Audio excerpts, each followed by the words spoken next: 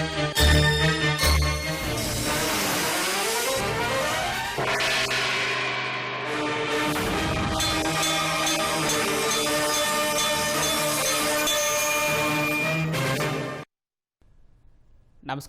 ఘంటారావానికి స్వాగతం. ప్రధాన అంశాలు: వాణిజ్య గ్యాస్ వినియోగదారులకు చమురు సంస్థల షాక్. సిలిండర్ ధర 994 రూపాయల పెంపు.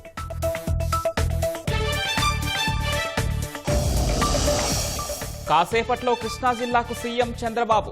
పమిడి ముక్కల్లో ఎన్టీఆర్ భరోసా లబ్ధిదారులతో మాటామంతి.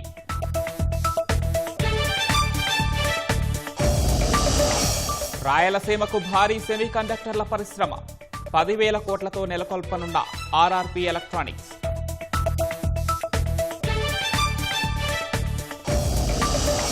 బంగాల్లో ఈవీఎంల భద్రతపై తృణమూల్ కాంగ్రెస్ ఆందోళన. స్ట్రాంగ్ రూమ్ల వద్ద అక్రమాలు జరుగుతున్నాయని ఆరోపణ.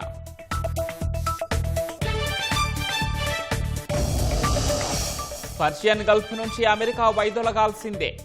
దురాశతో వస్తే సముద్రంలో ముంచేస్తామని ఇరాన్ హెచ్చరిక.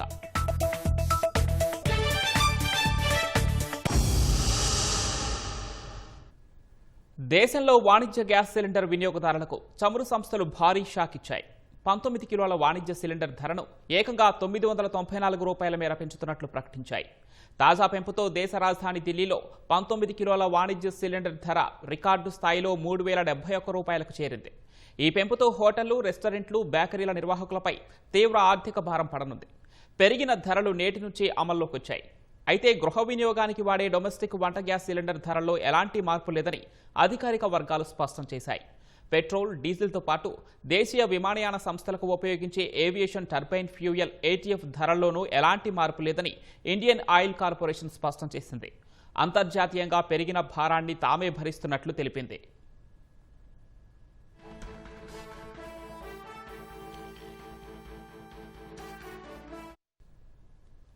ముఖ్యమంత్రి చంద్రబాబు నేడు కృష్ణా జిల్లాలో పర్యటించనున్నారు. పామరు నియోజకవర్గం పమిడి ముక్కల్లో పింఛన్లు పంపిణీ చేయనున్నారు. తర్వాత ఎన్టీఆర్ భరోసా లబ్ధిదారులతో మాట్లాడుతారు.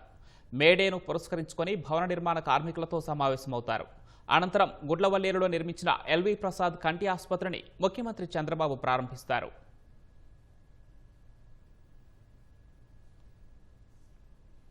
కడప జిల్లా మైదుకూరు కేసీ కాలువ వద్ద పైపు లైన్ నుంచి భారీగా నీరు వృధా అవుతోంది. ఎర్రగుంట్ల సమీపంలోని కలమల్ రాయలసీమ విద్యుత్ కేంద్రానికి నీటిని సరఫరా చేసే పైపు లైన్ లీక్ అయింది.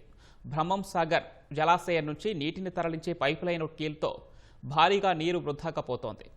సమీప ప్రార్థనా మందిరంలోకి నీరు ప్రవేశించడంతో నిర్వాహకులు జేసీబీ సహాయంతో పక్కనే ఉన్న కేసీ కాలువ డిస్ట్రిబ్యూటర్లోకి నీటిని మళ్లించారు. పైపు లైన్ లీకేజీపై అధికారులు వెంటనే స్పందించాలని స్థానికులు కోరుతున్నారు.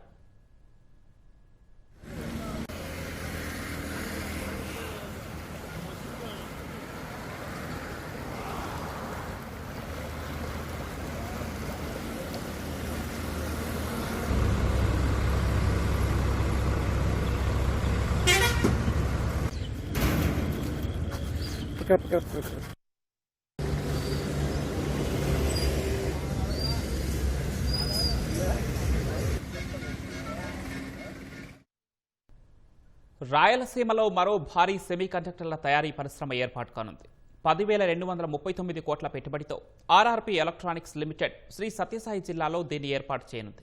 ఈ ప్రాజెక్టు రాష్ట్రంలో రెండో అతిపెద్ద తయారీ పరిశ్రమ కానుంది. పవర్ డివైజ్ల కోసం outsourced semiconductor assembly testing OSTA సదుపాయం, అత్యాధునిక సెమీ కండక్టర్ ఫ్యాబ్రికేషన్ తయారీ కేంద్రాన్ని ఆర్ఆర్పీ ఎలక్ట్రానిక్స్ లిమిటెడ్ సంస్థ శ్రీ సత్యసాయి జిల్లాలో ఏర్పాటు చేయనుంది. ఇప్పటికే ముంబైలోని మొదటి ఓఎస్టీఏ సదుపాయాన్ని పైలట్ విధానంలో సంస్థ నిర్వహిస్తోంది. అణుశక్తి విభాగానికి సరఫరా చేసే రక్షణ పరికరాలు తయారు చేస్తోంది. రాష్ట్రంలో ఏర్పాటు చేసే ప్రాజెక్టుకు కేంద్రం ప్రకటించిన ఇండియా సెమీ కండక్టర్ మిషన్ కింద అనుమతులు పొందేందుకు సంస్థ ప్రయత్నాలు చేస్తోంది. ప్రాజెక్టును 2 దశల్లో అమలు చేసేందుకు వీలుగా ప్రభుత్వంతో సంస్థ ఒప్పందాన్ని కుదుర్చుకుంది. మొదటి దశలో 3,267 కోట్లు, రెండో దశలో 6,972 కోట్ల రూపాయల్ని సంస్థ పెట్టుబడిగా పెట్టనుంది. అనుమతులు పొందినప్పటి నుంచి 25 నెలల్లో మొదటి దశను పూర్తి చేయనుంది. దీని ద్వారా సుమారు 1017 మందికి ఉపాధి కల్పించనున్నట్లు సంస్థ తెలిపింది. మొదటి దశ ప్రాజెక్టు కోసం సత్యసాయి జిల్లాలోని టేకులోడు దగ్గర 30 ఎకరాలు కేటాయించేందుకు ప్రభుత్వం అంగీకరించింది. రెండో దశలో పవర్ డివైస్ ఫ్యాబ్ తయారీ సదుపాయాన్ని సంస్థ అందుబాటులోకి తేనుంది. దీనికి మరో 30 ఎకరాన్ని కేటాయించనుంది. సెమీ కండక్టర్ తయారీ పరిశ్రమకు తైవాన్, ఇజ్రాయెల్కు చెందిన కంపెనీల నుంచి సాంకేతిక సహకారం తీసుకోనుంది. ఇప్పటికే విశాఖలో 2387 కోట్లతో సెమీ కండక్టర్ తయారీ కేంద్రం ఏర్పాటుకు రాష్ట్ర ప్రభుత్వం అనుమతించింది. దీనికి దక్షిణ కొరియాకు చెందిన సంస్థ సాంకేతిక సహకారం అందించనుంది. శ్రీకాకుళం జిల్లా ఆమదాల వలసలో వేకువజాము నుంచి ఈదురుగాలులతో కూడిన భారీ వర్షం కురుస్తోంది. నర్సంపేట నియోజకవర్గంలోని 4 మండలాల్లో పలు చోట్ల చెట్లు నేలకొరిగాయి. మామిడి, అరటి, మొక్కజొన్న పంటలకు భారీ నష్టం వాటిల్లిందంటూ రైతులు ఆవేదన చెందుతున్నారు. రోడ్ల మీద వర్షపు నీరు నిలిచి వాహన రాకపోకలకు తీవ్ర అంతరాయం కలిగింది.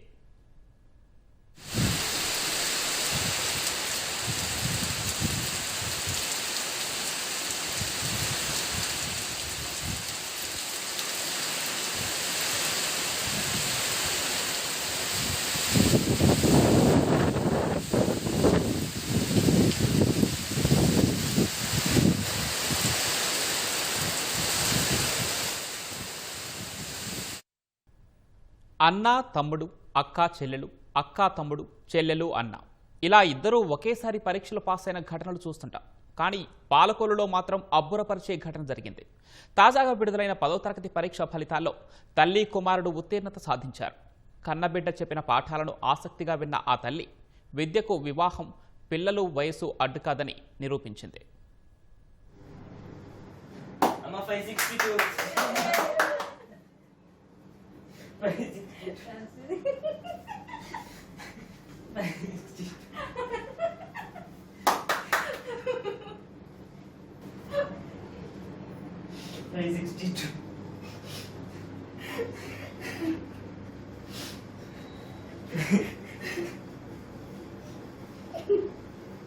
పదో తరగతి రిజల్ట్ చూసి సంబరపడుతున్న ఈ దృశ్యం పాలకొల్లులో జరిగింది. కుమారుడు పరీక్షా ఫలితాలు చూసి చెబుతుంటే ఆ తల్లి కళ్లల్లో ఆనందంతో కూడిన పుత్రోత్సాహం. ఇక్కడ వరకు ఓకే, ఇక్కడే మరో ట్విస్ట్ ఉంది. ఆ ఫలితాల్లో కుమారుడితో పాటు ఆ తల్లి కూడా పరీక్ష పాస్ అయ్యారు.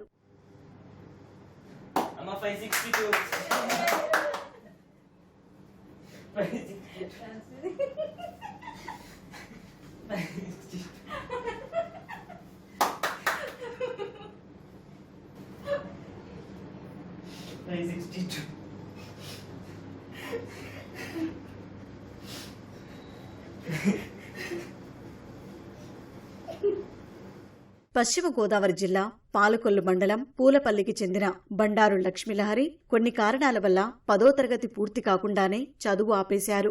కుమారుడు శరణ్ విజయ్ ఓ ప్రైవేటు పాఠశాలలో చదువుతుండగా చదువుపై ఉన్న మమకారంతో ఆమె కూడా ఓపెన్ స్కూల్ సొసైటీలో 10వ తరగతి పరీక్షలకు ఫీజు కట్టారు. ఉదయం రాత్రి తాను చదువుకుంటున్న సమయంలోనే విజయ్ తన తల్లికి పాఠాలు చెప్పాడు. ఆసక్తిగా చదువుకున్న లక్ష్మీలహరి రావులపాలెం వెళ్లి పరీక్షలు రాశారు. తాజాగా విడుదలైన ఫలితాల్లో కుమారుడు 600కు 562 మార్కులు తెచ్చుకోగా లక్ష్మీలహరికి 360 మార్కులు వచ్చాయి. 6వ తరగతితో చదువు ఆపేశానండి. చదువు అంటే భయమేసి జీవితంలో ప్రాబ్లమ్స్ వచ్చినప్పుడు మా పిల్లలతో అన్నాను, నేను చదువుకోవాలమ్మా, ఈ పిల్లలకి చాలా చదువు ముఖ్యం, నేను చదువు లేక ఇలా ఇబ్బంది పడుతున్నానని. ఇప్పుడు మా పెద్దబ్బాయి ఇప్పుడైతే ఏమైందమ్మా, నువ్వు ఓపెన్ 10th కట్టు, నేను వచ్చి నీకు ట్యూషన్ చెప్తానన్నాడు. అలాగే స్కూల్కి వెళ్ళి వచ్చి అలాగే ఉదయం తను చదువుకున్నప్పుడే నన్ను కూడా నిద్ర లేపి నాకు ట్యూషన్ చెప్పేవాడండి. మొన్న మార్చి 16వ తారీఖున ఎగ్జామ్స్ జరిగినాయండి. ఇద్దరం కలిపి ఒకేసారి పరీక్షలు రాసాం. బాబేమో లోకల్లో రాశాడు, నేనేమో రావులపాలెంలో రాశాను. ఇంట్లో బాబుకి 600కి 562 వచ్చినాయండి, నాకు 500కి 360 వచ్చాయండి. ఈ రిజల్ట్స్తో మేము ఇద్దరం కూడా చాలా హ్యాపీగా ఉన్నాము. ఇంకా చదవాలనుకుంటున్నానండి ఇంటర్, దాని తర్వాత డిగ్రీ కూడా చేయాలనుకుంటున్నానండి. మా అమ్మగారు 6th క్లాస్లోనే చదువు ఆపేశారు. మా అమ్మగారు నాతో ఒక మాట చెప్పారండి, స్టడీ ఉంటే ఏదైనా సరే సాధించవచ్చు, నాకు ఇప్పుడు చదవాలనిపిస్తుంది అన్నారు. నేను అప్పుడు ఏజ్తో ఇబ్బంది లేదమ్మా, ఎప్పుడైనా చదవచ్చు, ఇప్పుడైతే ఏమైంది ఓపెన్ 10th కట్టు అని చెప్పాను. దానివల్ల మా అమ్మగారు ఓపెన్ 10th కట్టిన వల్ల మొన్న మార్చ్ 16th జరిగిన ఎగ్జామ్స్ రాసాము ఇద్దరం కలిసి. నాకు 600కి 562 వచ్చినాయండి, మా అమ్మగారికి 500కి 360 వచ్చినాయండి. ఈ రిజల్ట్స్ వల్ల మేము చాలా హ్యాపీగా ఉన్నాము. మా అమ్మగారికి మిగతా హయ్యర్ స్టడీస్కి నా సపోర్ట్ ఎప్పుడూ ఉంటుంది. కుమారుడు స్కూల్ నుంచి వచ్చిన తర్వాత తనకు ట్యూషన్ చెప్పి సహాయపడ్డాడని తల్లి లక్ష్మీలహరి మురిసిపోతోంది. ఇదే స్ఫూర్తితో తాను ఉన్నత చదువులు పూర్తి చేసి చిన్నపాటి ఉద్యోగం చేస్తామని చెబుతోంది. అరుదైన ఘటన తర్వాత కుటుంబ సభ్యులతో పాటు ఉపాధ్యాయులు, గ్రామస్తులు వీరిని అభినందిస్తున్నారు. ప్రైవేటు ట్రావెల్స్ బస్సుల వేగానికి కళ్లెం వేసేలా రవాణా శాఖ అధికారులు చర్యలు చేపట్టారు. గంటకు గరిష్టంగా 80 కిలోమీటర్ల దాటకూడదనే నిబంధన అమలు చేయడంతో పాటు విస్తృత తనిఖీలు చేస్తున్నారు. నిబంధనలు పాటించని వారిపై కేసులు నమోదు చేస్తున్నారు. మరోవైపు రాష్ట్రానికి చెందిన బస్సులు ఇతర ప్రాంతాల్లోనూ ఎంత మేర వేగంగా వెళ్తున్నాయని ట్రాకింగ్ చేయడం ద్వారా ప్రమాదాలను అరికట్టేందుకు యత్నిస్తున్నారు. ప్రైవేట్ ట్రావెల్స్ బస్సులు పరిమితికి మించి అతివేగంగా పరుగులు పెడుతూ ప్రమాదాలకు కారణమవుతుండటంతో వాటి నియంత్రణకు రవాణా శాఖ చర్యలు చేపట్టింది. ఏ బస్సు గరిష్టంగా గంటకు 80 కిలోమీటర్ల వేగానికి మించి వెళ్లకుండా చూస్తోంది. రాష్ట్రం మీదుగా ప్రయాణించే బస్సులన్నింటినీ ట్రాక్ చేస్తూ ఏ సమయంలో ఎంత వేగంతో వెళ్తాయనేది నిరంతరం పరిశీలిస్తోంది. పరిమితికి మించి వేగంగా వెళ్లినట్లు గుర్తిస్తే వెంటనే చర్యలు తీసుకునేందుకు అధికారులు సిద్ధమయ్యారు. కేంద్ర మోటారు వాహన చట్టం నిబంధన 118 ప్రకారం బస్సులు గరిష్టంగా గంటకు 80 కిలోమీటర్ల వేగం దాటకూడదు. ఈ మేరకు అన్ని బస్సుల్లో వేగ నియంత్రణ పరికరం ఉంటుంది. అత్యధిక ట్రావెల్స్ సంస్థలు తమ బస్సులో ఆ డివైస్ పనిచేయకుండా చేసి గంటకు 120 నుంచి 130 కిలోమీటర్ల వేగంతో వెళ్లినట్లు అధికారులు గుర్తించారు. తనిఖీ సమయంలో పరిమిత వేగంతో వెళ్లి తర్వాత దూసుకెళ్లటం ఆనవాయితీగా మారింది. కర్నూలు, మార్కాపురం బస్సు ప్రమాదాల నేపథ్యంలో బస్సుల వేగ నియంత్రణపై రవాణా శాఖ దృష్టి పెట్టింది. బస్సులోని వేగ నియంత్రణ పరికరం తప్పనిసరిగా పనిచేయాల్సిందేనని ట్రావెల్స్ యాజమాన్యాలకు స్పష్టం చేసింది. ఆయా బస్సులో జీపీఎస్ ను రవాణా శాఖ ట్రాక్ చేయడం ఆరంభించింది. దీనికోసం రవాణా శాఖ కమిషనరేట్లో కంట్రోల్ రూమ్ ఏర్పాటు చేసి ప్రతి బస్సును ట్రాక్ చేస్తున్నారు. ఆల్ ఇండియా టూరిస్ట్ పర్మిట్ ఏఐటీపీ కలిగి రాష్ట్రానికి చెందిన ట్రావెల్స్ సంస్థల బస్సులు, ఏపీ మీదుగా ప్రయాణించే బస్సులు కలిపి మొత్తం 1800 వరకు ఉన్నట్లు గుర్తించారు. వీటిలో ఇప్పటి వరకు 1660 బస్సుల జీపీఎస్ ట్రాక్ చేయడం ఆరంభించారు. ప్రతి బస్సు ప్రయాణ సమయంలో ఎంతెంత సమయం ప్రయాణించిందో ట్రాకింగ్ లో తెలుస్తోంది. 80 కిలోమీటర్ల వేగం దాటినట్లు గుర్తిస్తే ఆ బస్సులు సీజ్ చేస్తారు. దాని వేగ నియంత్రణ పరికరం పనిచేస్తుందా లేదా అనేది పరీక్ష చేయిస్తున్నారు. తేడా ఉంటే కేసు నమోదు చేస్తున్నారు. ఇలా ప్రతి బస్సును ప్రయాణించిన సమయమంతా ట్రాకింగ్ చేస్తుండటం వల్ల అవన్నీ దారికొచ్చాయి. అవి గరిష్టంగా 80 కిలోమీటర్ల వేగం దాటడం లేదు. ప్రైవేట్ ట్రావెల్స్ బస్సుల వేగ నియంత్రణ పర్యవేక్షణ ఏపీలోనే కాకుండా ఇక్కడి నుంచి పొరుగు రాష్ట్రాల్లోకి వెళ్లినా కొనసాగుతోంది. ఉదాహరణకు ఓ ట్రావెల్స్ సంస్థ బస్సు విశాఖ నుంచి మైసూరు వెళ్తుంటే అది ఏపీ పరిధిలోనే కాకుండా కర్ణాటకలో కూడా ఎంత వేగంతో వెళుతుందనేది రవాణా శాఖ అధికారులు ట్రాక్ చేస్తున్నారు. దీంతో అక్కడ కూడా పరిమిత వేగంతో బస్సులు వెళ్తున్నాయి. మారుతున్న అంతర్జాతీయ పరిస్థితులకు అనుగుణంగా భారత దౌత్య విధానం ఫ్యూచర్ రెడీగా ఉండాలని ప్రధాని నరేంద్ర మోదీ స్పష్టం చేశారు. ఢిల్లీలో జరుగుతున్న 11వ భారత దౌత్య కార్యాలయాల అధిపతుల సదస్సులో పాల్గొన్న ప్రధాని మోదీ దేశ ప్రయోజనాల పరిరక్షణకు సంబంధించి దౌత్యవేత్తలకు దిశానిర్దేశం చేశారు. వాణిజ్యం, సాంకేతికత, పర్యాటకం అంశాలపై ప్రత్యేక దృష్టి సారించి భారత ఆర్థిక వ్యవస్థను బలోపేతం చేయాలని ప్రధాని సూచించారు. ప్రపంచ వేదికలపై భారతదేశ ఘనతను, అభివృద్ధి పథాన్ని సమర్థంగా చాటి చెప్పాలని పిలుపునిచ్చారు. ఇతర దేశాలతో వ్యూహాత్మక సంబంధాలను పెంచుకుంటూనే విదేశాల్లో ఉన్న భారతీయ సమాజంతో అనుసంధానాన్ని మరింత బలోపేతం చేయాలని మోదీ తన ఎక్స్ ఖాతాలో పేర్కొన్నారు. భారత దౌత్య సంస్కరణలు 2047 అనే ఇతివృత్తంతో 3 రోజుల పాటు జరిగిన ఈ సదస్సుకు ప్రపంచవ్యాప్తంగా వివిధ దేశాల్లో భారత్ తరపున ప్రాతినిధ్యం వహిస్తున్న రాయబారులు, హై కమిషనర్లు హాజరయ్యారు. రాబోయే 25 ఏళ్ల కాలంలో భారత్ ఒక అగ్రరాజ్యంగా ఎదిగేందుకు దౌత్య యంత్రాంగం ఏ విధంగా సిద్ధం కావాలో ఈ సదస్సు ఒక స్పష్టమైన రోడ్ మ్యాప్ను సిద్ధం చేసింది. పశ్చిమ బంగాల్ అసెంబ్లీ ఎన్నికల్లో ఈవీఎంలు భద్రపరిచిన స్ట్రాంగ్ రూమ్ల వద్ద అక్రమాలు జరుగుతున్నాయని ఆరోపిస్తూ తృణమూల్ కాంగ్రెస్ నేతలు ఆందోళనకు దిగారు. కోల్కతాలోని ఖుదీరాం అనుశీలన కేంద్రం వద్ద టీఎంసీ నేతలు బైఠాయించి నిరసన తెలిపారు. ఈవీఎంలు భద్రపరిచిన కేంద్రాల్లో అనుమానాస్పద కార్యక్రమాలు జరుగుతున్నాయని టీఎంసీ అభ్యర్థులు ఆరోపించారు. స్ట్రాంగ్ రూమ్లను మధ్యాహ్నం సీల్ చేసి మళ్లీ సాయంత్రం 4 గంటలకు తెరుస్తామని ఈమెయిల్ పంపడంపై వారు మండిపడ్డారు. తమను లోపలకు అనుమతించడం లేదన్న టీఎంసీ నేతలు బీజేపీ కార్యకర్తలు వెళ్లేందుకు మాత్రం అడ్డు చెప్పడం లేదంటూ ఆక్షేపించారు. ఏజెంట్లు ఎవరూ లేని సమయంలో బ్యాలెట్ బాక్సులను తరలిస్తున్నారని, సీసీటీవీ దృశ్యాల్లో లోపల కదలికలు కనిపిస్తున్నాయని టీఎంసీ నేతలు ఆరోపించారు. ఇది ప్రజాస్వామ్యాన్ని పట్టపగలే ఖూనీ చేయటమేనని విమర్శించారు. దీనిపై స్పందించిన టీఎంసీ అధినేత్రి మమతా బెనర్జీ ఈవీఎంల విషయంలో అప్రమత్తంగా ఉండాలని, కౌంటింగ్ కేంద్రాల వద్ద 24 గంటల పాటు కాపలా కాయాలని కార్యకర్తలకు పిలుపునిచ్చారు. అయితే ఈ ఆరోపణలను ఎన్నికల సంఘం తోసిపుచ్చింది. నిబంధనల ప్రకారమే ప్రక్రియ జరుగుతోందని, స్ట్రాంగ్ రూమ్లు సురక్షితంగా ఉన్నాయని స్పష్టం చేసింది. మధ్యప్రదేశ్ జబల్పూర్ జిల్లాలో ఘోర పడవ ప్రమాదం జరిగింది. నర్మదా నదిపై ఉన్న బర్గీ రిజర్వాయర్లో 29 మంది ప్రయాణికులతో వెళ్తున్న బోటు బోల్తా పడి 4 మృతి చెందారు. 10 మంది గల్లంతయ్యారు.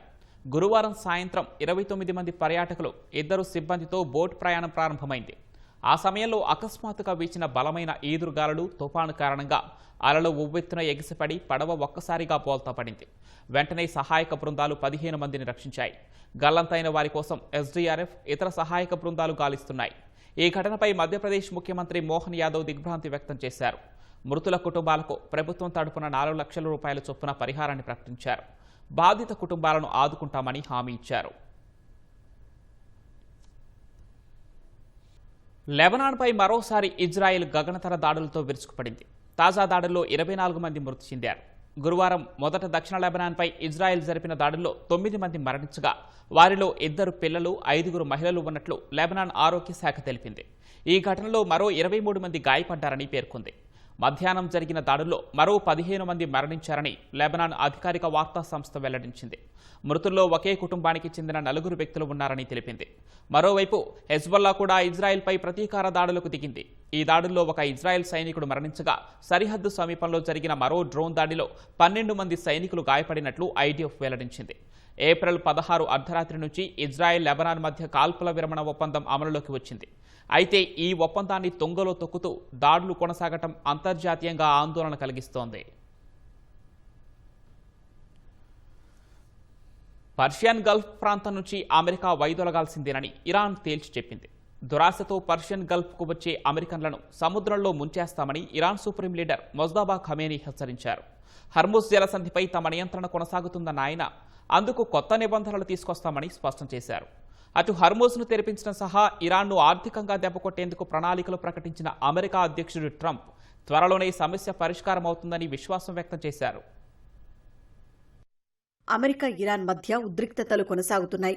శాంతి చర్చలు అటకెక్కిన వేళ ఇరు దేశాల మధ్య విభేదాలు అంతకంతకు తీవ్రమవుతున్నాయి. అణ్వస్త్ర తయారీ ప్రణాళికలను వదులుకోవాలన్న అమెరికా అధ్యక్షుడు ట్రంప్ డిమాండ్కు ఇరాన్ ససేమిరా అంటోంది. తమ అణు క్షిపణి సామర్థ్యాల్ని జాతీయ సంపద తరహాలో కాపాడుకుంటామని Iran supreme leader Mustafa Khamenei స్పష్టం చేశారు. ఇరాన్ పర్షియన్ గల్ఫ్ దినోత్సవాన్ని పురస్కరించుకుని ఖమేనీ ఇరాన్ ప్రజలకు ఓ సందేశం విడుదల చేశారు. దేశం లోపల వెలుపల ఉన్న 9 కోట్ల మంది ఇరానియన్లు నానో టెక్నాలజీ, బయోటెక్నాలజీ నుంచి అణు క్షిపణి సామర్థ్యాల వరకు అన్నింటినీ జాతీయ ఆస్తులుగా భావిస్తారని పేర్కొన్నారు. దేశ జలాలు, భూమి, గగనతలాన్ని కాపాడుకుంటున్నట్లే ఈ సామర్థ్యాలను రక్షించుకుంటారని తెలిపారు. పర్షియన్ గల్ఫ్ ఉజ్వల భవిష్యత్తులో అమెరికా ప్రమేయముండదన్న ఖమేనీ హర్ముజ్ కోసం చట్టబద్దమైన కొత్త నిబంధనలను తీసుకొస్తామని వివరించారు. అవి గల్ఫ్ దేశాలకు ఆర్థికంగా లబ్ధి చేకూరుస్తాయని, ప్రాంతీయంగా శాంతి నెలకొల్పుతాయని పేర్కొన్నారు. అమెరికాను సైతానుగా అభివర్ణించిన ఆయన పర్షియన్ గల్ఫ్ లో అమెరికన్లకు ఏం పని అని ప్రశ్నించారు. అత్యాశ, దుర్బుద్ధితో వేల కిలోమీటర్ల నుంచి వచ్చే విదేశీయులను సముద్రంలో ముంచేస్తామన్నారు. పశ్చిమాసియాలో అమెరికా స్థావరాలు వాటినవే కాపాడుకోలేకపోతున్నాయని తెలిపారు. ఇక వాటిపై ఆధారపడిన దేశాల భద్రతకు అవి ఎలా భరోసా ఇవ్వగలవని ఖమేనీ ప్రశ్నించారు. హర్ముజ్లో శత్రువుల దురాగతాలను ఇరాన్ అంతమొందిస్తుందని స్పష్టం చేశారు. అటు శత్రు బలగాలపై త్వరలోనే కొత్త ఆయుధంతో విరుచుకుపడతామని Iran navy commander rear admiral Shahram Irani హెచ్చరించారు. ఆ ఆయుధం అమెరికాని భయపెడుతుందని, గుండెపోటు కూడా తెప్పిస్తుందని వ్యాఖ్యానించారు. హర్మూజ్లో అమెరికా బలగాలు దిగ్బంధనం కొనసాగిస్తున్నప్పటికీ తమ నౌకలు కొన్ని రాకపోకలు సాగిస్తూనే ఉన్నాయని పేర్కొన్నారు. అంతర్జాతీయ మార్కెట్లో చమురు ధరలు భారీగా పెరుగుతున్న వేళ ట్రంప్ హర్ముజ్ను తెరిచేందుకు కొత్త ప్రణాళికను ప్రతిపాదించారు. ఇరాన్ ఓడరేవుల దిగ్బంధనాన్ని అమెరికా కొనసాగిస్తుందన్న ఆయన అదే సమయంలో ఇంధన స్వేచ్ఛా ప్రవాహానికి విఘాతం కలిగించే ప్రయత్నాలకు టెహ్రాన్ మూల్యం చెల్లించుకునేలా మిత్రపక్షాలను సమన్వయం చేస్తుందన్నారు. I mean, Iran is dying to make a deal. I can only tell you that. I don't want to get into it, but they cannot be nuclear. Other than that, but their Navy's gone, their Air Force is gone. Every ounce of any form of equipment practically is gone. You know, their drone factories are about 82% down, and their missile factories are almost 90% down, and their economy is crashing. The blockade is incredible. The power of the blockade is incredible. They're not getting any money from oil. And hopefully it can be worked out very soon. అటు తమ లక్ష్యాలను పూర్తి స్థాయిలో చేరుకునేందుకు ఇరాన్పై త్వరలోనే మళ్లీ దాడులు చేసే అవకాశం ఉందని ఇజ్రాయెల్ రక్షణ మంత్రి కర్జ్ తెలిపారు. తమ ఉనికికి టెహ్రాన్ ఎన్నటికీ ముప్పుగా పరిణమించకుండా చూస్తామని పేర్కొన్నారు. ఉత్తరాఖండ్ దెహ్రాదూన్ జిల్లాలో ఒకే కుటుంబానికి చెందిన 5 సోదరులకు సామూహిక వివాహం చేశారు. కర్సి గ్రామానికి చెందిన దౌలత్ సింహ్ది ఉమ్మడి కుటుంబం. దౌలత్కు కుమారుడు ఉండగా మెహన్ సింహ్కు 3 కుమారులు, బారు సింహ్కు కుమారుడు ఉన్నారు. వీరందరిది సామూహిక వివాహం చేయాలని దౌలత్ కుటుంబం నిర్ణయించింది. అందులో భాగంగా ఈ నెల 29న వీరికి ఘనంగా వివాహాలు జరిపించారు. ఈ తరహా వివాహాన్ని జోజోడాగా పిలుస్తారని దౌలత్ తెలిపారు. ఈ జోజోడా సాంప్రదాయం చాలా కాలం నాటిదని పురోహితుడు భీమ్దత్ శర్మ అన్నారు. వివాహాలు సహా ఇతర ఆడంబరాల కోసం అధికంగా ఖర్చు పెట్టడం తగ్గించి ఆ డబ్బును భవిష్యత్తులో పుట్టబోయే పిల్లల చదువుల కోసం వినియోగిస్తే మంచిదని దౌలత్ సింహ్ స్థానికులను కోరారు. ఈ వివాహ వేడుకల సమయంలో మద్యం, ఇతర మత్తు పదార్థాల వినియోగంపై నిషేధం ఉంటుందని తెలిపారు. దుస్తులు, ఆభరణాల కోసం అధికంగా ఖర్చు చేయమని చెప్పారు. తెలంగాణలోని యాదగిరిగుట్ట శ్రీ లక్ష్మీనరసింహస్వామి ఆలయంలో జయంతి ఉత్సవాలు ఘనంగా ముగిశాయి. చివరి రోజు రాత్రి వేదస్వస్తి, నృసింహ ఆవిర్భావం, ఋత్విక్ సన్మానం, మహానివేదన, తీర్థప్రసాద గోష్ఠితో జయంతి ఉత్సవాలకు ఆలయ అర్చకులు పరిసమాప్తి పలికారు. పూజల్లో ఆలయ ఈవో భవానీశంకర్, ఆలయ అనువంశిక ధర్మకర్త నరసింహమూర్తి, ఆలయ అధికారులు, భక్తులు పాల్గొన్నారు. చివరి రోజు జయంతి ఉత్సవాల్లో భాగంగా ఆలయ తూర్పు గోపురం ముందు వీణా వాయిద్య కార్యక్రమం నిర్వహించారు. 108 మంది కళాకారులు వీణా వాయిద్యంతో స్వామివారికి సంగీతార్చన చేశారు.